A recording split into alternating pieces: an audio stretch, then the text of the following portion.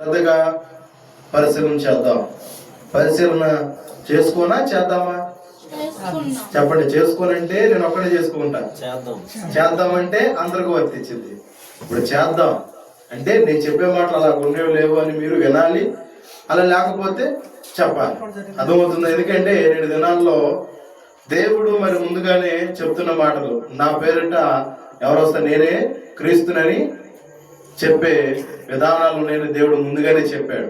కాబట్టి వాక్యము ఎవరైనా చెప్పని, నేను మీతో మాట్లాడుతూ అందరూ చూడాలి నా వైపు, వాక్యం ఏ సేవకుడైనా చెప్పని, కానీ చెబుతున్న మాటలు లేఖనాల్లో ఉన్నాయో లేవో అని గమనించాల్సిన బాధ్యత నేటి విశ్వాసులకి ఉంది. ఎందుకంటే ఇవి ఏదో అన్ని వింటున్నాము, అన్నిట్లో తలదోచుకున్నాం అన్నట్లు కాదు. వింటున్నవి అలాగున్నాయో లేవో అని దశలోని సంఘం వారు పౌలు గారు ప్రసంగికుడే. పౌలు గారు ఎంతో ప్రసంగికుడైనప్పుడు కూడా ఉన్నాయో లేవో అని లేఖనాలు వారు పరిశీలన చేశారట. అలాగ మీరు చేయాలి. అర్థమవుతుందా? అంతేగాని మా మాస్టర్ చెప్తేదండి అన్న గుడ్డెత్తి చెలబడినట్టు ఎవరు ఉండడానికి వీల్లేదు. ఎత్తి దినాలు కాబట్టి సాతాను ఎవరిని ఎలా వాడుకుంటాడో కూడా తెలియని రోజులు. సాతాను వాడుకునే విషయంలో విశ్వాసులు వాడుకుంటుందని చెప్పలా. అర్థమవుతుందా? సేవకులు వాడుకుంటున్నాడు, సేవకురాలని విశ్వాసుల్ని అనేకులు చెరబడుతున్నాడు. కాబట్టి మనం ఈ రోజుల్లో అంత్య దినంలో చాలా జాగ్రత్తగా ఉండాలని ఈ యొక్క మాటను జ్ఞాపకం చేశారు. చూద్దాం మరి కొద్ది నిమిషాల దేవుని వాక్యాన్ని. ఇర్మియా 20వ అధ్యాయము 21వ అధ్యాయము 8వ వచనం చదవండి. ఇర్మియా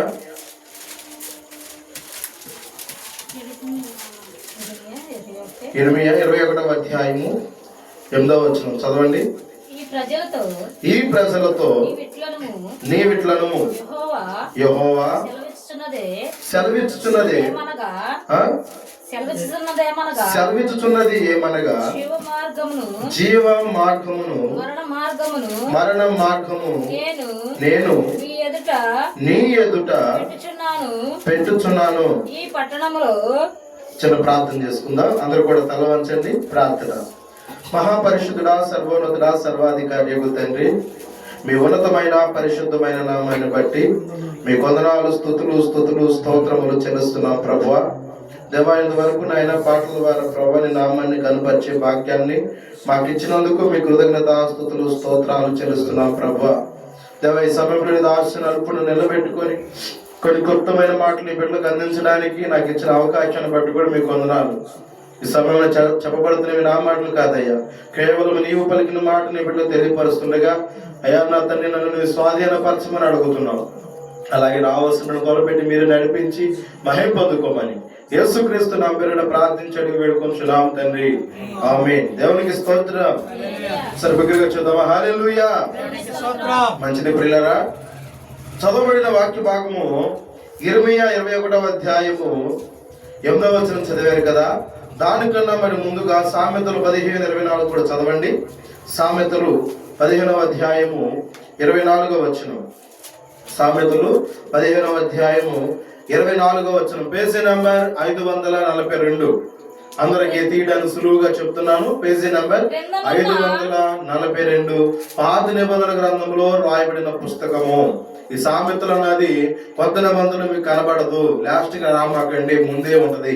ఈ సామెతలు అన్నది చివరి పేజీలో లాస్ట్ లో ఉండదు, కొత్త నిబంధనలు ఉండదు, పాత నిబంధనలోనే ఉంటది. Page number 542 చదవమ్మా. 15వ అధ్యాయము 24వ వచనం.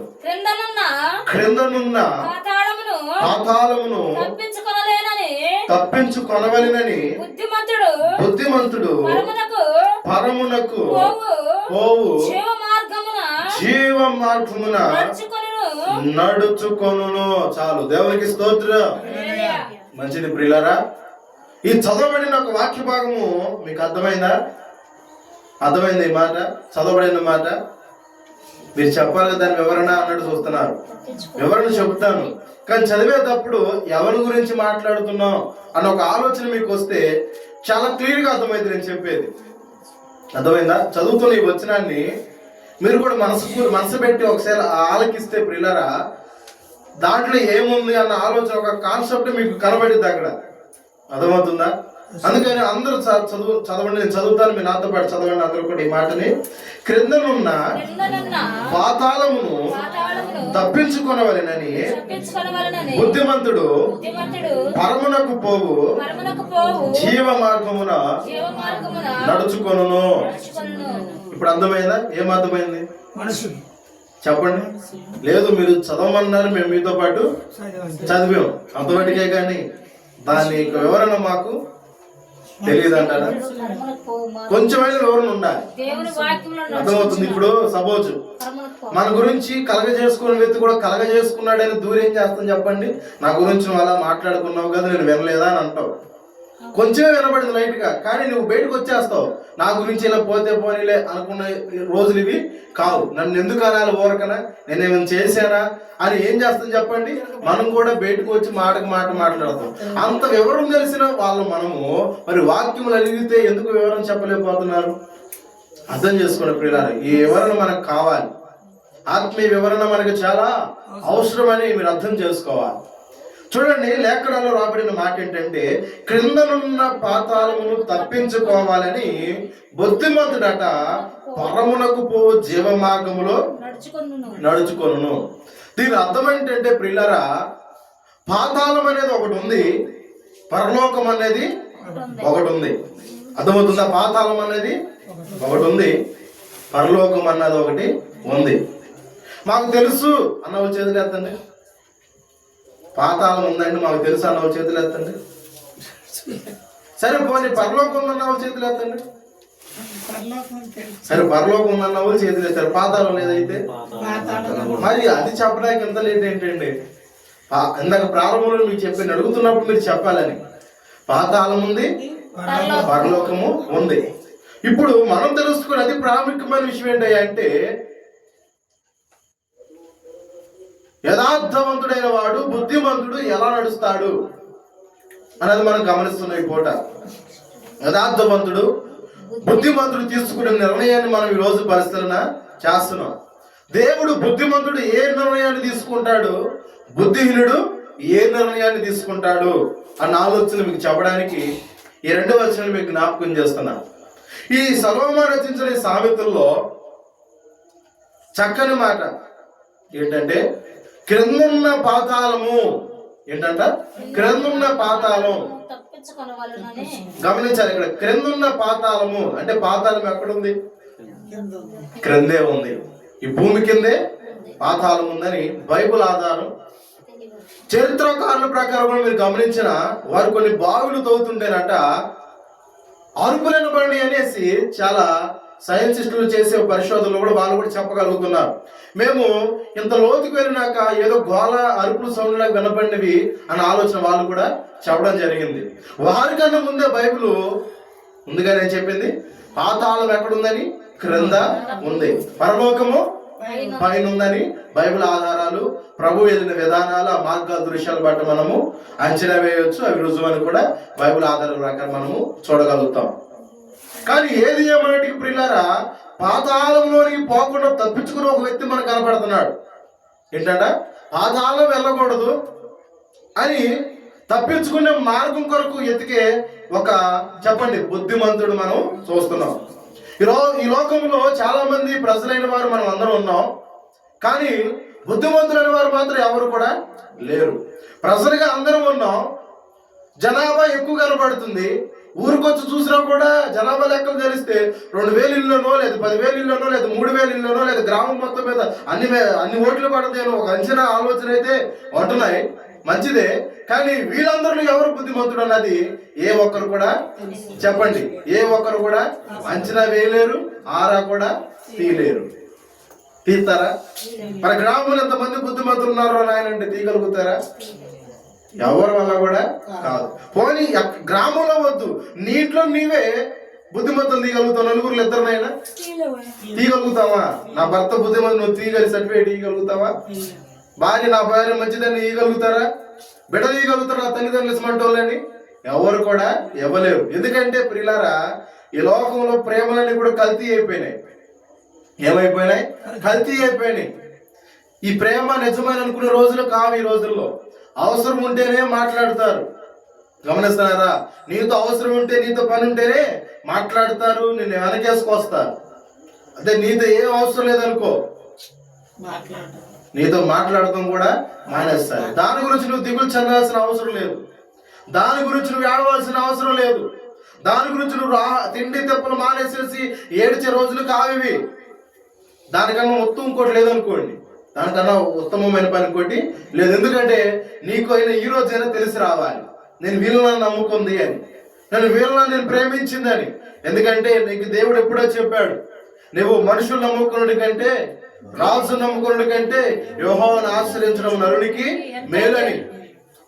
ఎప్పుడో చెప్పకుండా అసలు ఒకటి ఇప్పుడు నీకు ఇంగిత జ్ఞానం ఎక్కింది కాబట్టి వారి గురించి చింతాల్సిన అవసరము లేదు, వారి గురించి రోజు ఏడవలసిన తిండి దెబ్బలు మానుకునే అవసరము లేదు.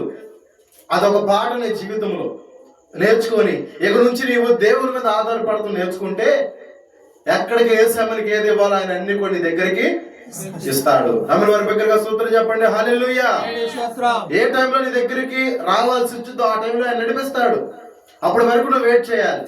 అంతేగాని వాళ్ళ వీళ్ళ మీద పడి ఏమండి లేనిపోయిన మాటలు చెప్పుకుంటూ ఆయన నామాన్ని అవమానపరిచే పనులు చేయకండి, ఓకేనా?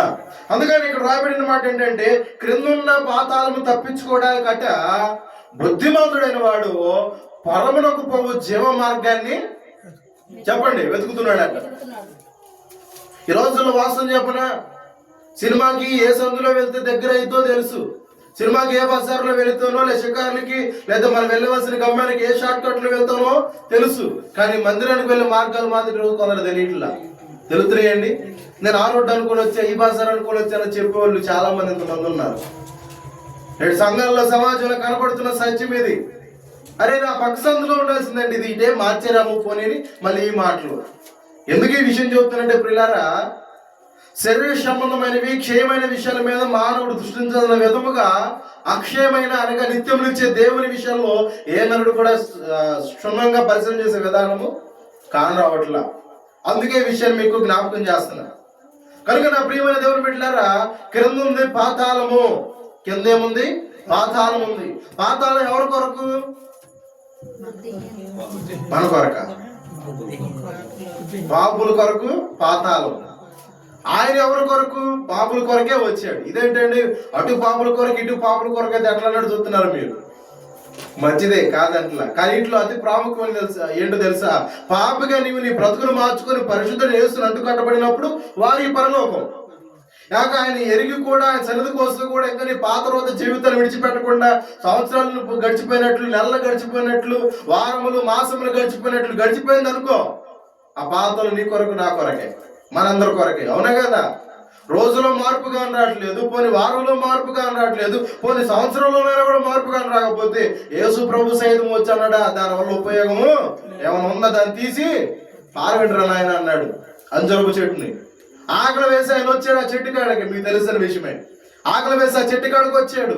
చూస్తే దూరం నుంచి తాకు ఎట్లా ఉందో చెప్పండి, మంచిగా ఆకులు పచ్చగా కానొస్తున్నాయి. దీనికి కాయ ఏమైనా, ఇప్పుడు దప్పి కలిగిన వాడికి ఎడారిలో ఉన్నాడు అనుకో, ఎక్కడ కొంచెం మెరకలు చూసినా ఎక్కడ చూసినా ఆ మార్గం వాడికి ఎలా కనపడిద్ది? అక్కడ నీరేమో ఉందేమో అంటే వారి ఆలోచన ఏంటి? అక్కడ నీరు ఉండిద్ది, కొంచెం ముందుకు వెళ్దాం అన్న ఆలోచన ఎలా వచ్చిందో. దూరం నుంచి ప్రభు ఆ చెట్టును చూశాడు. ఆ చెట్టు గురించి ఆయనకు ముందే తెలుసు, కానీ దాని అర్థభావం మీకు అర్థం అవడానికి ఈ రీతిగా దేవుడు మీతో మాట్లాడుతున్నాడు. చూస్తానుగా చెట్టు ఇలా పచ్చగానే ఉంది, కానీ దగ్గరికి వెళ్ళి చూస్తే ఏమి లేదు, కాయ లేదు. కాయలేని చెట్లు ఉపయోగమా? దానివల్ల భూమి కూడా ఏమైపోవచ్చు? వ్యర్థం అవ్వచ్చు. దాని అర్థం ఏంటి? ఆత్మీయ ఫలాలు లేని నీవు భూమి మీద ఉన్నా కూడా భారమే తప్ప దేవునికి ప్రయోజనకరం మాత్రం కావు. ఇది దీనికి అర్థం. నేను వారానికి ప్రభువులో గడుపుతున్నానండి, 2 వారాలకు వస్తానండి, లేకపోతే పరిచయం లేక మేము కూడా ఉపవాసాలు ఉంటున్నామండి చెప్పుకునే వాళ్ళు చాలా మంది ఉండవచ్చు మనలోనే. ఎవరో గురించి వద్దు, మనలోనే మనం మాట్లాడుకోవాలి. అర్థమవుతుందా? ఉన్న ఉపయోగం ఏంటయ్యా అంటే ఉపయోగం లేని భక్తి చేస్తూ ఉంటాం. అర్థమవుతుందా? అలా కాదు చేయాల్సింది. ప్రభువుకి ఇష్టమైన భక్తి మనము చేయవలమే ఉండాలి. పోనీ ఉన్నామంటే కాయలైనా కాయాలి. ఆ చెట్టు ఉందంటే దానివల్ల ప్రయోజనం ఉండాలి, కాయలైనా కాయాలి. కానీ కాయలు కూడా కాపు లేకుండా, ఫలాలు లేకుండా, పోత పట్టకుండా నువ్వు ఎన్నాళ్ళు చేసినా ఏది చేసినా కూడా బూడిదలో పన్నీరు లాంటిదే కదా, అంతే కదా. కాబట్టి అర్థం చేసుకున్నా ప్రియమైన సహోదరులారా. అందుకే ప్రభు మాట్లాడుతున్నాడు, సమాజంలో మనతో సూటిగా మాట్లాడుతున్న మాట, పాతాళము కింద ఉన్న సంగతి మీకు తెలుస్తున్నప్పుడు మీరు ఏం చేయాలి? తప్పించుకోవాలి. చాలా మంది అనుకుంటున్నారు పాతాళంలో ఏసీ పెట్టుంటాడు నా ప్రభు అనుకుంటున్నారు చాలా మంది. ప్రభు ఏసీ పెట్టడాడా? అక్కడ మనం అక్కడ కొంతమంది భక్తులు వెళ్ళారు, కానీ మనం బాగా సుపరిచయమైన వ్యక్తి ధనవంతుడు, అక్కడ ఏసీ పెట్టాడా లేకపోతే ఏం పెట్టాడు ఆయన అంటే ఆయన ఏం చెబుతాడు? ధనవంతుడు ఫైర్ పెట్టాడండి, అగ్ని పెట్టాడండి అన్నాడు. ఏముంది? అగ్నిలో పడవేయంగానే ఆ ధనవంతుడు దాంట్లో పడంగానే చచ్చిపోదామన్నా కూడా చావడానికి మార్గాలు లేవు. ఈ లోకంలో చచ్చిపోతావేమో కానీ నీ ఆత్మ మాత్రం అక్కడ సావదు. ఈ లోకంలో దేహాన్ని విడిచిపోయి చనిపోవచ్చు. ఎందుకంటే ఈ రోజు చాలా మంది ఈ బతికే కంటే, చెప్పండి అందరికి అలవాటైన మాట, ఈ మాట అందరికి అలవాటైన మాట, బాగా సుపరిచితమైన మాట, ఈ బతికే కంటే, చెప్పండి ఎంతమంది అనలేదు, ఎన్నిసార్లు అనలేదు? ఎన్నో సార్లు అండి. భక్తి తీసుకించిన, భార్య కొట్టినా, పిల్లలు మాట్లాడకపోయినా, లేదా అత్తమామలు శోధించి మాట్లాడినా, లేదా అనేక రకరకాల స్నేహితులైన వారు మాట్లాడినా కూడా అసలుకి ఈ మాటలు పడే కన్నా నేను సత్తే బాగుండు అని అన్న మాటలు ఎన్నో అంటాం. కానీ చాలా మందికి విషయం అర్థం కావట్లా. చచ్చితేనే ప్రశాంతంగా ఉన్నాం అనుకుంటున్నాం, చచ్చినాక అసలు ఆట మొదలైద్దని బైబిల్ చెబుతుంది. దేవునికి స్తోత్రం. చస్తేనే నా బ్రతుకు ప్రశాంతంగా ఉండిద్ది అనుకుంటున్నాం. లేదు లేదు తల్లి, చచ్చినాకే నీ బ్రతుకు అసలైన ఆట ఉందని భద్రుడు మాట్లాడతాడు. అర్థమవుతుంది. అందుకనే ఏమంటాడు భద్రుడు? పైలం కొడుక పాపం చెయ్యకురా, నీ మనసు మార్చుకొని మంచిగా బతుకుమురా. పైలం కొడుక పైలం కొడుక పైలం కొడుక పైలం కొడుక కొడుక పైలం కొడుక పాపం చెయ్యకురా, నీ మనసు మార్చుకొని మంచిగా బతుకుమురా, నీ బుద్ధి మార్చుకొని మంచిగా బతుకుమురా. చూసారా ఏముందంట? నీ మనసు మార్చుకొని, నీ బుద్ధి మార్చుకొని మంచిగా బతికితే చచ్చినాక నీ జీవితం కూడా ప్రశాంతంగా నువ్వు కోరుకున్నట్టుండిద్ది. ఈ లోకంలో నీ మనసు మార్చుకోకుండా, నీ తలంపులు మార్చుకోకుండా, ఎప్పుడుకప్పుడు మనుషులదే తప్పు, వాళ్ళదే తప్పు, వీళ్ళదే తప్పు అంటే మరి నీ తప్పు ఎప్పుడు తెలుసుకుంటావు? దేవుడు తన క్షణము ఈ గడియ దేని కొరకు తెలుసా? ఒకవేళ నీ నుంచి ఏమైనా తప్పు ఏమైనా కలిగిందా, లేక నా నోటి దురుసుపాటు వల్ల జరిగిందా, ఈ యొక్క గొడవైనా లేకపోతే రచ్చ అయినా జరగగల కారణం నా తొందరపాట అన్న యోచన రావాలి. అందుకని దేవుడు అంతటా అందరూ మారు మనసు పొందాలని ఏమవిస్తున్నాడట? దీర్ఘశాంతమును వహిస్తున్నాడని బైబిల్ గ్రంథంలో రాయబడింది. దేవునికి స్తోత్రం. కాబట్టి నా ప్రియమైన తల్లులారా, ఇక్కడ రాయబడిన మాట అయితే పాతాళం మీరు తప్పించుకోవడము మీరు సంపాదించిన ధనం వల్ల కాదు అనుకుంటున్నారేమో. నా దగ్గర ధనం ఉందండి, నేను పాతాళమును ఇమ్మీడియట్లుగా చెప్పండి తప్పించుకోగలుగుతానంటావా? ఎన్ని కోట్లు ఉన్నా కాక, కోట్లు ఉన్న ధనవంతుడు ఆడ కుమ్ములు ఏడుస్తున్నాడు. ఎక్కడ? పాతాళంలో ఉండి. ఎక్కడుండి? అతని దగ్గర ఏముంది? ధనం ఉంది కదా. మరి పాతాళం పోకుండా పరలోకం రావచ్చు కదా. ఈ లోకంలో ధనమును పెట్టి అన్యాయాన్ని న్యాయంగా మార్చొచ్చామో, న్యాయాన్ని అన్యాయంగా మార్చొచ్చామో, ఇతరులు సాక్షులు పెట్టి ఏదైనా చేయొచ్చామో, కానీ దేవుని రాజ్యం అలాంటివి చల్లగాక చల్లో. ఎందుకంటే అది నీతి న్యాయముతో కూడిన పరిపాలన దేవునిది. దేవునికి స్తోత్రం. ఇక్కడ అంతా కూడా అన్యాయ పరిపాలనలు, అన్యాయ విధానాలు. అనుకూలంగా ఉంటే న్యాయం చేస్తారు, ప్రతికూలంగా ఉంటే చెప్పండి న్యాయం కూడా అన్యాయముగా మార్చగలుగుతారు. బైబిల్ గ్రంథమే చెప్పింది స్పష్టంగా. లంచం మాట గుడ్డితనాన్ని కలగజేసిద్దంట మనుషులకు. బైబిల్లో ఉన్నమాట. లంచం ఏం చేసింది మనుషులకి? గుడ్డితనం. తను చేస్తున్న పని మంచిదా చెడుదని యోచించే విధానం కూడా టైంలో ఉండదు. కనబడుతుంది నోటు, కావాల్సింది అది. జరిగేది ఏదైనా కానీ దానివల్ల ఒకడు పోని ఒకడు బతకని, నాకు అవసరం అన్న దేమాలి రోజుల్లో దీని వల్లనే కలుగుతున్నాయి. అందుకే కొందరు మనశ్శాంతి లేక బ్రతుకుతున్నారు. కొంతమంది కోట్ల చుట్టూ, స్టేషన్ల చుట్టూ ఇలా తిరుగుతూ వస్తగల కారణాలు కూడా ఇవే. గల కారణాలు ఏంటంటే ప్రియులారా, తప్పించుకునే మార్గం నీలో ఉంటే నీవు ఎలా ఉంటావు చెప్పనా? బైబిల్ ఏం చెప్తుంది? బుద్ధిమంతులు లాగా ఉంటావు. దేవునికి స్తోత్రం. ఏ మంతుడు? బుద్ధిమంతుడులాగా ఉంటారట. అందుకని బుద్ధిమంతుడు ఏం చేస్తాడంట? పరమునకు పోయే జీవ మార్గంలో నడుస్తాడట. ఏ మార్గంలో? జీవ మార్గం నడుస్తాడట. జీవ మార్గం ఏంటది? యేసు చెప్పెను. చెప్పండి, యేసు చెప్పెను, నేనే మార్గమును, చెప్పండి, నేనే సత్యమును, నేనే జీవమును. ఇప్పుడు యథార్థవంతుడు వెతుకుతున్న మార్గం ఏంటి? జీవ మార్గం. యథార్థులు వెతుకుతున్న మార్గం ఏంటి? జీవ మార్గం. ఎందుకు ఆ మార్గంలో వెళ్ళాలనుకున్నాడు అంటే, యథార్థవంతుడు పాతాళంలో ఉంటేనేమో ఏమండి దాని పండ్లు పటపట కొరుకుతుందరు అనేసి మీరు పాటలు వింటూనే ఉంటారు. ఇంకోటి ఏంటిదంటే, పాతాళంలో అగ్ని ఆరదు, పురుగు చావదు. ఇలా మీకు ఒక మాట జ్ఞాపకం చేస్తా, చస్తే బాగుండిద్దరు అనుకుంటారు, చూసావా? లేదు లేదు, అక్కడ ఇప్పుడు ఈ రోజుల్లో చనిపోతే దేహాన్ని విడిచి ప్రశాంతం నువ్వు అనుకుంటున్నావు, చచ్చినాక నీ ఆత్మకు అలాంటి విధానమే ఉండదు. అగ్ని ఆరదు, పురుగు చావదు. అగ్ని ఆరే ప్రసిద్ధి లేదు అక్కడ పాతాళంలో. అది నిత్యము బగబగ బగబగ మండుతూనే ఉండిద్ది. ఆత్మ కూడా, అంటే పురుగు సావదంటే ఆత్మ చచ్చే విధానం కూడా ఉండదు. ఆ భయంకరమైన వేడికి అగ్నికి తాళలేక అయ్యో ఉర్రు అని అడుతూ రోజులు గడుతుంది తప్ప నీకు విముక్తి అనేది మాత్రం అక్కడ ప్రశాంతత లభించదు. అందుకని ధనవంతుడు ఒక అద్భుతమైన మాట అంటూ ఉంటాడు, అయ్యా నేను ఎడుగుడి ఇలాంటి పని చేసుకుని భూమి మీద నాకు ఇష్టం వచ్చినట్టు బతికేది కదా, అందుకని ఇక్కడ ఏమనిపించలేకపోతున్నాను, సుఖాన్ని అనుభవించలేకపోతున్నాను. భూమి మీద సుఖం అనిపించాను, ఇక్కడ ఏమో కష్టము అనుభవిస్తున్నాను.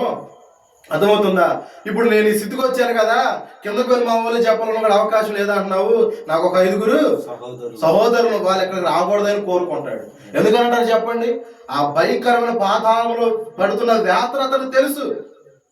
ఇలాంటి మన కళ్ళకి దృశ్యాలు గట్టి చూపించినా కూడా అబ్బే మనం మాత్రం నమ్మకు నీరెత్తినట్లుగానే ఉంటాము. అర్థమవుతుందా? వచ్చినప్పుడు చాలా మంది అంటున్నారు, నేను వింటున్న మాటలు, చత్తేరేపటికి, చెప్పండి, చత్తేరేపటికి 2వ రోజు. వినటానికి వినసొంపుగా ఉంది మాట, సంతోషమే. కానీ అక్కడ నువ్వు అన్నంత మాత్రాన 2వ రోజు నువ్వు ఆనందపడుతుంది చూసి అక్కడ ఆనందాలు ఉండవయ్యా. ఎందుకు చచ్చానరా నీకు అక్కడ అనిపించింది. అర్థమవుతుందా? చావు వచ్చి పోవాలి, ఏదైనా ఆయన తీసుకుపోవాలి తప్ప మనందరం మనం ఉద్ధరించుకుని చేసుకున్నప్పుడు అది కూడా పాపమైన బైబిల్ గ్రంథాల్లో ఇవన్నీ కూడా రాయబడి ఉన్నాయి. నేటి దినాలు యవనస్తులైన వారు సింపుల్ గా బెదిరిద్దామని చెప్పి ఏమండి ఎన్నెన్నో హత్యలు కళ్ళెప్పుడు చూస్తున్నాం మనం. ఘోరాలు సింపుల్ గా చేద్దామని ఎన్నెన్నో దుర్వార్తలు పెట్టున్నాం. మనకై మన ప్రాణం ఎప్పుడు కూడా తీసుకోకూడదు, ఏ రీతికైనా పోవటమే తప్ప. కానీ మనకై మనం ఎప్పుడు కూడా చెబుతున్నారా చెప్పకూడదు. సమయం వచ్చిందంటే ఎవరైనా వెళ్ళాల్సిందే. అది వయసుకి ఏమండి చిన్న పెద్ద పేద ఈ రోజు మరణానికి లేవు. ప్రభు ఎప్పుడు పిలిస్తే అప్పుడు వెళ్తాం. కానీ ఏంటంటే కొంచెం అలా ఉంటే ఇలా ఉంటే ఆలోచనలు వస్తూ ఉంటాయి. కానీ నేననేది ఏంటి అంటే, దేవుని వాక్య ప్రకారంగా చచ్చిపోయే లోపు మనము మనిషిగా బ్రతకాలి. మతాలతో గొడవలతో మతం ఈ విధానాలు కాదు మనం బ్రతకాల్సింది. మనిషిగా ఇతరులు ప్రేమించే విధానం, ఇతరులు కనికరించే విధానం. ఏమంటే దయ్యను ఈ సంపాదించుకోండి. చచ్చినాక నీ గురించి మాట్లాడుకుంటారు, నా గురించి మన గురించి మాట్లాడుకుంటారు, రేపు అలా నా మరి రే అనుకుంటారు. కానీ ధనవంతుడు తన ఇష్టం వచ్చినట్టు బతికాడు కదా, అతను ముందుకు వచ్చిన వాళ్ళందరూ కూడా ఏమంటారు చెప్పండి? అబ్బా అబ్బా రాజా, నువ్వు అసలు మామూలుడు కదా, నువ్వు దలుచుకుంటే జరగదు ఏదైనా ఉందా, అసలు నీలాగే ఎవరు ఉన్నారని పొగిడారు. సత్యం మాత్రం అసలు అబ్బోయ్ ధనం ఉన్నవాడండి అనేసి అప్పుడు పొగుడుతారా? చచ్చినాకంటారు ఇటు సచ్చేడు దరిద్రము పోయింది. ఎందుకంటే ఉన్నప్పుడు 1 రూపాయి కూడా పెట్టలేదు నాకు అని ఎంతమంది రోడ్డు మీద తిట్టుకోలేదండి. ఇప్పుడు ఎందుకు ఈ విషయం చెబుతానంటే, అలాంటి సిచ్యువేషన్ అతను ఎదుర్కొన్నాడు. బతుకున్నప్పుడు ధనం ఉన్నప్పుడు కొంచెం సహాయం చేయలేకపోయాడండి. ఎవరికి? లాజరుకి. కురుబులతో ఉన్నాడు. పోయిన హాస్పిటల్ తీసుకెళ్దాం, లేదా పోయిన వైద్యులు ఏదైనా మందులు రాపిద్దాం ఉందండి అతనికి. కాలుతో తెలిసాడండి, నీకేం చూపించేది, నీకు ఎక్కడ ఇస్తే నాకు ఖర్చు అయిపోద్దానని. కొంతమంది ఇలాంటి వాళ్ళు ఉంటారు. కానీ ప్రభువు ప్రార్థన చేసాడు. ఇట్లా ధర్మ కార్యాలు చేసే వ్యక్తి బైబిల్ గ్రంథంలో ఒక ఆయన ఉన్నాడు. అతని గురించి మనందరూ తెలిసి చేస్తే దేవదూత దిగేసేసింది అతని ప్రార్థనకి. ఎవరా వ్యక్తి చెప్పండి? మీకు పరీక్ష 3 రోజులు యవనస్తుల పరీక్షలు జరుగుతుంది. ఇప్పుడు మీకు ఈ పరీక్ష చెప్పండి. ధర్మకార్యాలు చేసి ప్రార్థన చేస్తున్నాడు. ఇంచుమించు 3 గంటలప్పుడు వేళ, మధ్యాహ్నం వేళ చేస్తున్నాడు. కానీ పరము నుండి దేవునితో దిగి వచ్చి, నీ ధర్మకార్యాలు, నీ యోచనలు ఇవన్నీ దేవుని సన్నిధికి జ్ఞాపకార్థంగా చేరినవి అని ఒక భక్తునితో చెప్పిని. చెప్పాడు దేవదూత. ఎవరాళ్ళు? పోనీ ఏదో ఒకటి చెప్పండి. మోషే అంటున్నారు, చెప్పండి. బండి నడపాలండి. దేవునికి స్తోత్రం. కొర్నేలు, ఇటాలి పటాలం అనబడిన పటాలంలో కొర్నేలు ఒక శతాధిపతి ఉన్నాడట. అపోస్తల కార్యాలు 10వ అతని చరిత్ర మీకు అర్థమైంది. అతని గురించి ఎందుకు చెప్పారంటే, బతుకున్నప్పుడు ధర్మకార్యాలు చేశాడు. శతాధిపతిని కదా, 100 మందికి నేను అధికారిని కదా అని అది ఎప్పుడు కూడా విర్రవేగల. ప్రభువు నీకు ఇప్పుడు చెబుతుంది ఏదో తెలుసా, నీ కొన్నదాని నిద్రలకు సహాయం చేయి. ఆజ్ఞలు చదువుతావే కానీ దాన్ని పాటించరంటగా. పాటిస్తామండి.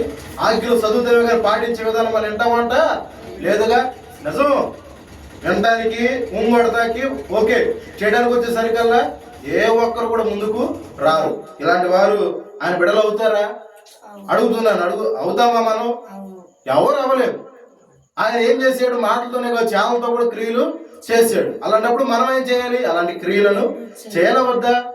చేయువారమై ఉండాలని దేవుడు లేఖనం ద్వారా మాట్లాడుతున్నాడు. అందుకని బుద్ధిమంతుడు పరము మార్గములో నడుస్తాడు. ఇప్పుడు నేను ఎందుకు ఈ మాట బట్టి మీకు అర్థమయ్యే రీతిగా చెబుతూ ఏంటంటే, దేవుడు పరముకు పోవు జీవ మార్గం నడవండి అని చెప్తున్నాడు. పాతాళం పోయే మార్గాలు ఇప్పుడున్న మన మార్గాలే. ఇప్పుడు నువ్వేం చేస్తున్నావో, ఏ పనులు చేస్తున్నావో, ఎలా ఎటు మార్గాలు వెళ్తున్నావో నీకు తెలుసు. ప్రత్యేకంగా దాని గురించి విడమని చెప్పాల్సిన అవసరం లేదు. తాను ఎక్కడున్నాడు, తను ఏ స్థలంలో ఉన్నాడు, ఏ పని చేస్తున్నాడో, తప్పు చేస్తున్నా గద్దించినప్పుడు కూడా కొంతమంది కాదనకుండానే చేస్తూ ఉంటారు. అలాంటి వాళ్ళందరూ కూడా ఎలా ఉన్నారంటే పాతాళ పంచునే ఉన్నారు. ఎక్కడున్నారు వారు? పాతాళ పంచునే ఉన్నారు. పాతాళము చెబుతావేమో, పాతాళమా నా దగ్గర మనీ ఉంది, నువ్వు నన్నేం చేయలేమంటావా? అసలు బైబిల్ చెప్తుంది భక్తిని కొరకంట అగాధం ఏం చేస్తాను, నోరు తెరిచి చూస్తుందంట. ఒక మనిషిగా, ఒక సింహం కానీ అడుగులో ఏ మనిషి దొరుకుతాడా, ఏ చెందు దొరుకుతాడని, ఎవరు మింగుతాడని అపవాదుడు ఎలా చూస్తున్నాడో, పాతాళం కూడా భక్తిహీనుల కొరకు అలాగే ఎదురు చూస్తుందంట. మృంగదామని. ఎందుకని? మృంగేద్దామని. అలాంటి వారికి నేడు సమాజం, క్రైస్తవులు రక్షణ లేకుండా, మారు మనసు లేకుండా అవ్వకూడదని దేవుడి ప్రేమతో మనకి మాటలు చెప్తున్నాడు. తల్లి చెప్పి అర్థమవుతుందా? అర్థమవుతుందా? అర్థమవుతుందమ్మా చెప్తున్న మాటలు? ఏమర్థమవుతుంది? పాతాళం అన్నది ఉంది. అది ఎక్కడుంది? క్రింద ఉంది. అందుకని పరమునకు పోవు మార్గమును వెళ్ళేవాడు నడవాలనుకున్న వ్యక్తి బుద్ధిమంతుడు. ఇక్కడ చేరకూడని మనలో కానీ, మైకు యంత్రం ఉంటున్న బిడల్లో కానీ, లైవ్ ద్వారా చూసిన మీరే కానీ, మనమందరూ కూడా పరమునకు పోవు జీవ మార్గమును వెతికే యథార్థవంతుడు వల్లే ఈ రోజు ఉండాలని ప్రభు మనకి జ్ఞాపకం చేస్తాడు. దీంట్లో బలంతం ఏమీ లేవు. అందుకని ఇందాక చదివిన మాట చదవండి ఒకసారి. 21వ అధ్యాయంలో వచ్చింది. దీంట్లో బలంతం లేవమ్మా. నువ్వు గట్టిగా రావాలి, నువ్వు చేయాలి, చెందాలి అన్న విషయాలు లేవు. ఈ ప్రజలతో చెబుతున్నాడు, ఈ ప్రజలతో నీవు ఇట్లను యెహోవా సెలవిచ్చినదేమనగా జీవ మార్గమును మరణ మార్గమును నేను మీ ఎదుట పెట్టుచున్నాను. చాలు. మీ ఎదుట ఏం పెట్టాడు? జీవ మార్గమును మరణ మార్గమును మీ ఎదుట నేను పెట్టాను. ఇప్పుడు ఎవరు చాయిస్? అది నువ్వు ఏది నిర్ణయించుకుంటావో, ఏది డిసైడ్ చేసుకుంటావో అది నీ ఇష్టం. నాకేం తెలుసు అండి అనొచ్చు. మీరు తెలియకుండా ఇన్ని అడ్డదిడ్డమైన పనులు చేసామండి. దొంగతనాలు తెలుసు చేస్తున్నామని, కానీ దాన్ని మానుకున్నావా? లేదు. ఇది పాపం అని తెలుసు, ఇది తప్పుడు మార్గం అని తెలుసు, మానుకున్నావా? ఎందుకు ఈ మాట మనం అడుగుతాం కదా, అదేదో ఆ మార్గం ఆయన క్లియర్ చేసి డిక్లేర్ చేస్తే దాంట్లో మేము నడుచుతున్నారు మనలో కొందరు. లేదు. అందుకని మీకన్నా ఆయన చెప్పండి జ్ఞాని, మహాజ్ఞాని. అర్థమవుతుందా? మనం ఇలాంటి వాళ్ళు ఉన్నామని ఆయన అందుకని మీ ఎదురు 2 మార్గాలు పెట్టానయ్య అబ్బాయి. అర్థమవుతుందా? ఒకటి జీవం పోవు మార్గం. జీవం పోవు మార్గంలో వెళుతుంది ఎవరయ్యా అంటే యథార్థవంతుడు, బుద్ధిమంతుడు వెళ్తున్నాడు. మరణ మార్గంలోకి, పాతాళ మార్గంలో పోయేది ఎవరయ్యా అంటే ధనవంతులు లాంటి వెళ్తున్నాడు. అంటే పేదవాళ్ళు వెళ్తారని చూడమాకండి. ఎవరైతే పాపిష్ట పనులు చేస్తారో, ఎవరైతే దైవ చిత్తానికి వ్యతిరేకమైన పనులు చేస్తారో, ఎవరైతే వాక్యానికి అనుకూలంగా నడవకుండా ప్రతికూలంగా నడిచే వాళ్ళు ఉన్నారో వారందరూ, ఎవరైనా సరే, నేనైనా ఆఖరికి చెబుతున్నా ఉన్నదన్నట్టు చెప్పుకోవాలి. అర్థమవుతుందా? దైవ చిత్తానికి ఎవరైతే చిత్తానికి అనుకూలంగా నడవరో వారందరూ కూడా దేనిలో పడతారు? పాతాళంలోనికి పడతారు. అందుకని నమ్మి బాప్తిసం పొందిన వాడు రక్షింపబడి, నమ్మని వారి శిక్ష విధించబడి. ఆ శిక్షే ఈ శిక్ష. ఆ శిక్ష ఇది ఈ లోకంలో మనం చూస్తున్నాం కదా, తప్పు చేస్తేనో అలాంటివి చేస్తే దొంగతనాలు చేసి క్రైమ్ చేసి సెక్షన్ ప్రకారం తీసుకెళ్ళి ఒక 5 సంవత్సరాలనో లేదా సంవత్సరంలో ఉంచుతారు. అర్థమవుతుందా? లేదా యావత్ జీవితం అంటే అది చేసిన నేరాన్ని బట్టి. కానీ శిక్ష ఆ లిమిట్ లేదే. బయటకు వద్దామన్నా బెయిల్ కూడా ఉండవాడ. అర్థమవుతుందా? బయటకు వద్దామన్నా కానీ అక్కడ బెయిల్ ఉండవు. ఏదో సింపుల్ గా హత్య చేశారండి, మా బాబాయ్ పోలీస్ అండి, మేము రాగలుగుతామండి అన్న ఈజీ కాదు ఆడ మాటలు. ధనవంతుడికి ఎంత బలగం ఉండిద్ది చెప్పండి లోకంలో. కానీ అతను కూడా రాలేకపోయాడు. అంటే దేవుని శక్తి మాటలతో కాదు. అర్థమవుతుందా? దేవుని శక్తి మాటలతో కాదండి, ఆయన వాక్యం ద్వారానే మనం చూడగలుగుతున్నాం. అర్థమవుతుందా? అంత ఉన్నా కానీ అతను రాలేకపోయాడు. మనం అనుకున్న ఆలోచనలు ఆయనకు తెలియలేదండి, మాకు చాలా ప్లాన్లు ఉంటాయండి, మేము ఏదైనా చేయగలుగుతాం అన్నట్టు చాలా మంది ఇలాంటి తెలియ కాదు, తెలిసి మూర్ఖంగా ఆలోచించే ప్రశ్నలు ఇవన్నీ. చూసారా? వాళ్ళకన్నా మనం గొప్పవారమా? ఆయనే రాలేదు, మనం ఎలా వస్తాం?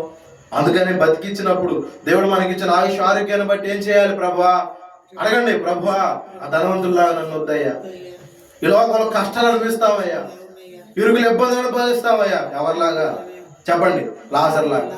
లాజరు ఈ లోకంలో దేవుడికి ఇష్టం వచ్చినట్టు బతికాడు కాబట్టి శ్రమలు వచ్చినాయి, శోధనలు వచ్చినాయి, దేహం అంతా పాడైపోయి కురుపులతో నిండిపోయింది. అయినా కానీ ప్రభుని విడవల. అంతే, ఇక్కడ కళ్ళు మూసాడు, తండ్రి రొమ్మును ఆనుకొని ఉన్నాడు లేదా? తండ్రి రొమ్మును ఆనుకున్న ధనవంతుడు ఏమంటాడు? అబ్రహాము, తండ్రి పైన అబ్రహామా చెప్పండి, రొమ్మున ఆనుకొని ఉన్న నీ రొమ్మున ఆనుకొని ఉన్న కొంచెం లాజర్ని ఒక్క చిటికి నీళ్ళతో ఒక సొక్క నీళ్ళైనా నా నాలుగు చల్లారసమనయ్యా. ఆడేమో తాగడానికి కూడా ఏమన్నా చెప్పండి, ఫిల్టర్ లేవు, ఆయన ద్వారా పంపిన ఆయన ఆయన గోదాడుతున్నాడు. ఆయన అంటే ఇక్కడ కష్టపడిన వాడు, ప్రభు నిమిత్తం నిందలు శ్రమలు ఓర్చుకున్న వాళ్ళు దేవునితో ఉంటారని ఇదే ప్రూఫ్. ఇది పక్క, అవునా కదా? లోకములో ఈ లాజరు అన్న వ్యక్తి లోక దృష్టిలో అందరూ అసహ్యంగా కనపడవచ్చు, నెట్టివేసి ఉన్నారు అందరూ కూడా. కానీ దేవుడు మాత్రం అతన్ని నెట్టివేయక ఎక్కడ చేర్చుకుంటాను? రొమ్ము హక్కున చేర్చుకున్నాడు. అంటే దీనికి అర్థం ఏంటంటే ఒక మాటలో, ఇక్కడ కష్టపడిన వాడు అక్కడ సుఖం పడతాడు, ఇక్కడ సుఖపడిన వాడు అక్కడ కష్టపడతాడు. అర్థమైందా? మరొకసారి చెప్పనా? ఇక్కడ కష్టపడిన వాడికి అక్కడ సుఖం ఉంది, ఇక్కడ సుఖపడిన వాడికి అక్కడ కష్టం ఉంది. అందుకని సుఖ దుఃఖాలను దేవుడు ఏం చేశాడు? జతపరిచడానికి ప్రసంగిలో సొలొమోను జ్ఞానం ద్వారా మాట్లాడుతారు. కాబట్టి ప్రియులారా, ఎంతకు చెబుతున్న మాట ఏంటంటే దేవుడు జీవ మార్గమును మరణ మార్గం ఎదుటే ఉంచాడు. నువ్వేం కోరుకుంటావు చెప్పండి? అంటారు కదా, దేవుడే కనిపించి నీకేమి కావాలని అడిగితే నీకేదులేమో సానవా. దేవుడే కనిపించి నీకేమి కావాలని అడిగితే నీ బదులేమో మానవా. ఘనము కోరుతావా, ఘనము కోరుతావా, అల్పకాల పాపభోగం కోరుతావా. దేవుడే దేవుడే కనిపించి నీకేమి కావాలని అడిగితే నీ బదులేమో మానవా. చెప్పండి, అడుగుతున్నాడు, నీకు పాతాళం పోవు మార్గం కావాలా? చెప్పండి, పరమకు పోవు మార్గం కావాలా? అడుగుతున్నాడు నిన్నే. వాడు చెబుతున్నా ఇంకా మీకు అర్థం కావాలంటే, పాతాళ మార్గంలో విశాలత ఉండిద్ది. ఏముండిద్ది? ప్రభు చెప్పాడు, ఇరుకు ద్వారా ప్రవేశించమని చెప్పాడు, విశాలమైన ద్వారా ప్రవేశించు అనేకులని చెప్పారు. ఎందుకంటే అక్కడ ఒత్తిడి ఉండదు. ఇరుకులోనే కదా ఒత్తిడి, తట్టుకోలేం కదా. ఆ ఇరుకులో ఉన్న వాళ్ళే పరమునకు పోవు మార్గంలో ఉన్నట్లు అర్థం. ఓకేనా? అర్థమవుతుందా? అదే విశాలమైన మార్గం ఉన్న మనమందరం కూడా దేని దగ్గర ఉన్నాం? పాతాళముడు అంశంలోనే మనము ఉన్నాం. అందుకని ప్రియులారా, ఇరుకైనప్పటికీ శోధనైనప్పటికీ మీరు భరిస్తున్న వ్యాధులైనా ప్రభు కొరకు అనుకొని బ్రతకండి. ఎవరితో నోరు దురుసుగా మాట్లాడొద్దు, ఎవరిని తుణుకరించి మాట్లాడొద్దు. అసలు మీతో నా పని అనంత మాట్లాడొద్దు. మనకి ఏదో వచ్చినా కనిపెట్టు, మౌనంగా ఉండు. ఇది నేర్చుకొని జీవితంలో నిన్ను ఏ సమయంలో నా దేవుడు తలెత్తాలో ఆ సమయంలో మీ దేవుడు మీ తలను ఎత్తును కాక. హల్లెలూయా. ప్రతిదానికి తొందర మనము వద్దామా? సంఘానికి వస్తున్న బిడలారా, ఆయన స్థలంలో సంఘ బిడలారా, ఇగో దేవుడు మాట్లాడుతున్నారు, ప్రతిదాని తొందర వద్దు. మీరు భూమి మీద ఎలా బ్రతకాలి చెప్పండి? దీర్ఘశాంతంతో, ప్రేమతో, దయతో మీరు బ్రతకండి. ఒకరినొకరు ప్రేమించే విధానం మీకు ఉండాలి. అంతేగా ప్రభు చెప్పింది, నీ కుడి చెంప మీద కొడితే చెప్పండి. ఇప్పుడు అది అట్లుందా? రెండు లాగి మనమే వేస్తాం. అర్థమవుతుందా? మనం చూపిమంటే దీన్ని ఎందుకు చూపిద్దాం? ముందు వాళ్ళకి రెండు చెప్పండి. ఇది ఇలా ఉంటే మనము కష్టం. అంటే ఇలా ఉండమని కాదు, అలా చేయమని కాదు, సమయ సందర్భాన్ని బట్టి మాట్లాడాలి. ఓకేనా? అంతగా నీ వల్ల కాకపోతే మౌనంగా ప్రార్థన చేసి కనిపెట్టు, అంతే కదా. అంతేగాని నేను ఇష్టం వచ్చినట్టు నేను ఏదైనా చేయగలుగుతానండి, నా చేతిలో బలం ఉందని కొట్టగలుగుతా, చేయగలుగుతానంటే కొడతాం, క్షణం పట్టదు, కట్టుకోవడమేగా, అంతే కదా. ఇప్పుడు గూడు కట్టింది, ఒక గూడు కట్టుకోవడానికి పక్షులు ఎంతో ఎన్నెన్ని పొరలు ఏరుకొస్తే కానీ ఒక గూడు అవ్వదు. నీ ఇంటి దగ్గర ఒక పొల కనపడితే తీసుకెళ్ళిద్ది, పక్కన ఇంటి దగ్గర పొలగాను వస్తే తీసుకెళ్ళిద్ది, లేదా అక్కడెక్కడ లేదా అరణ్య ప్రాంతం వెళ్తే ఒక పొలగాను వస్తే తీసుకొస్తే కానీ ఒక అందమైన గూడుగా వచ్చింది. అది ఒక్కసాటే ఒక ఇంటి దగ్గర తీసుకున్న పొలలేనయ్యి చూసేలేదు. గూళ్ళ దగ్గర మనం చూస్తే రకరకాల పొలలు ఉంటాయి, చూశారు కదా. కట్టుకోవడం ఎంతో కష్టం, తను గుడ్లు పెట్టి పొదిగి బిడ్డలకు జన్మనివ్వాలని ఆ పక్షి యొక్క ఆలోచన. పడగొట్టుకోవడం క్షణం పట్టదు, కాదంతే ఏముంది. నువ్వు ఈ 10 దినాలు కష్టపడినా, 100 దినాలు కష్టపడినా, 40 దినాలు కష్టపడినా కానీ ఉపయోగాలు లేవు. 40 దినాలు బడికే బొత్తులం కాదు, గుర్తుంచుకోండి. 40 దినాలు బడికి మనం బొత్తులం కానీ కాం. ప్రతిదినము హనోకు దేవుడు నడిచిన దినాలు ఎలా బ్రతికాడు? ఆయనతో నడుస్తూ బ్రతికాడు. అందుకే అతడు ఎక్కడికి కొనుక్కోబడ్డాడు? పరమునకు, దేవునితో పాటు కొనుక్కోబడినని ఆది కాండం మనం 5వ అధ్యాయంలో చూడగలుగుతాం. దేవునితో నడిచాడు. ఎక్కడ కూడా యథార్థవంతుడు జీవ పోవు మార్గంలో నడుస్తున్నాడు. ఆనోకులాగా మనం నడవాలి. అప్పుడు మనం కూడా ఇలాంటి మార్గంలోనికి వెళతామని దేవుడు ఎంత చక్కని మాటలు చెబుతున్నాడు తల్లి. కాబట్టి అర్థం చేసుకొని ప్రభు మీరు ఒకటే ప్రార్థన చేయండి. దేవా, ఇప్పటి వరకు నేను పాతాళ పంచంలోనే ఉన్నా, నా నోటి మాటల వల్ల కానీ, తలంపుల వల్ల కానీ, ఉద్దేశాలు కానీ, నేను చేసిన తప్పుడు పనులే కానీ ఇప్పుడు నీ వాక్యం ద్వారా మాట్లాడావు కదా, బుద్ధిమంతుడంటే పరమునకు పోవు మార్గంలో నడుస్తాడని. ఇక నుంచి నేను ఒకటి తీర్మానం తీసుకోవాలి. ఇక నుంచి నేను ఎలా రావాలి మీకు? నేను నీ మార్గంలో నడుస్తానయ్యా. నీ చిత్త నెరవేర్చి ఒక ఆలోచన ఉంటే దాన్ని మనం జయించగలుగుతాం, చేయగలుగుతాం. ఆలోచన లేకుండా ఎన్నాళ్ళు ఉన్నా కూడా చెప్పండి, ప్రార్థన చేయలేవు, భక్తిని కొనసాగించిన విషయాన్ని మీరు బాగా గుర్తుంచుకోవాలని ఈ మాటలు చెబుతూ, మరి ఈ యొక్క క్లుప్తమైన మాటల ద్వారా దేవుడు మనం ప్రేమించి 2 ఎబ్రాయిల వారు మాట్లాడిన మాటలు ఏంటవి? 1 యిర్మీయాలో విన్న మాట ఏంటి? నా ప్రజలకు ఇలా చెప్పయ్యా. ఏంటయ్యా అంటే జీవ మార్గమును, 2వది మరణ మార్గమును ఎదురు ఉంచాను. నువ్వేం డిసైడ్ చేసుకున్నావు నీ ఇష్టం. లేదా నువ్వు చూజ్ చేసుకునే విధానం బట్టి నా పాతాళం అంటావా? ఓకే రా.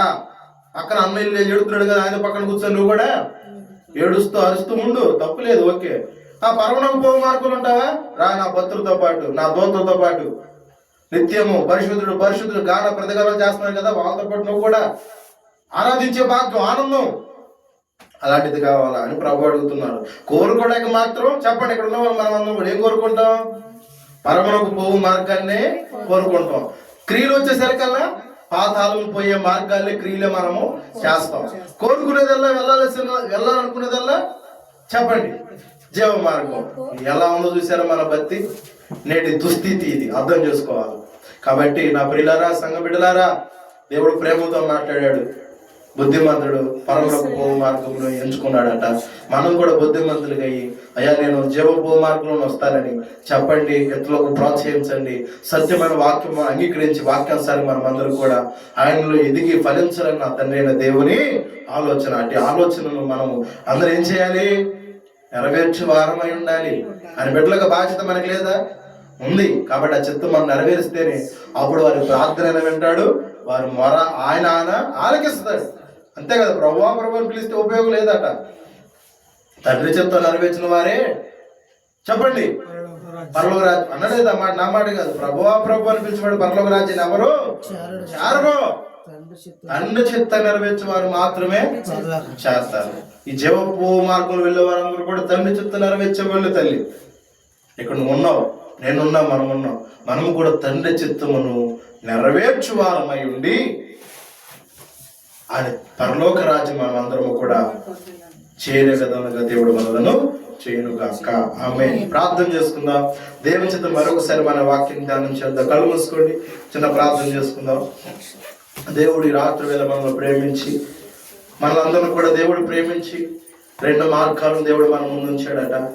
ఇదిగో ఒకటి విన్నారు కదా, జీవ పోవు మార్గం అని, మరణపు పోవు మార్గం అని నేను మీ ఎదుట ఉంచానని చెప్పి ఇర్మియా అని తన ప్రజలతో చెప్పాడు దేవుడు.